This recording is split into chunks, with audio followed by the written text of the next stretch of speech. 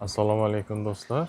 Biz bir chaqiruv bilan keldik obyektga. Ya'ni bu obyektda servis xizmati kerak bo'lgan ekan, ya'ni quyosh panellari qo'yilgandan keyin ishlamay qolgan ekan. Xo'sh, bu obyektni biz ko'zdan kechirdik. Hozir juda ahvol og'ir. Mana ko'rib turishlaringiz mumkin. Daraxtlar tagiga o'rnatib ketgan quyosh panellarni. Bu yerda juda o'sha o'z standartlari bo'yicha qo'yilmagan quyosh panellar, agar ko'rishlaringiz mumkin.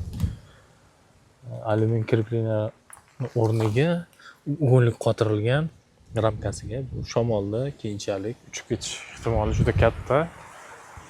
Yana katta kamchiliklardan bu daraxt tagiga qo'yib qo'ygan. Konstruksiyani ham ahvoli juda og'ir.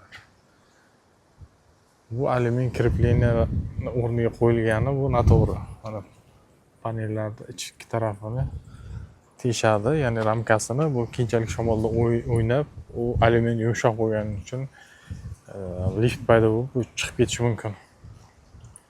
Xo'sh, bu yerda ko'zdan kechirib chiqsak, panellarni sinig'i ham bor ekan. Nima kelib tekkan bu panelga bilmayman, lekin juda qattiq, ya'ni juda kuchli zarba bilan u urilgan nima bo'lsa ham. Hozir mana panellarning ahvoli juda og'ir. Bu panelni biz umumiy gruppadan chiqarib tashlaymiz. Chunki bu umumiy gruppaning ichida tursa, ishlagan vaqti nagruzkada yonib ketishi mumkin. Bu juda xavfli.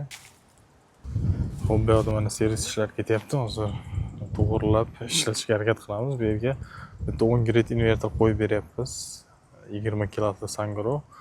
Oldin chastotnik bilan turgan. Chastotnik yaxshi ishlamagani uchun 10 grid invertor bilan qo'yib beryapmiz.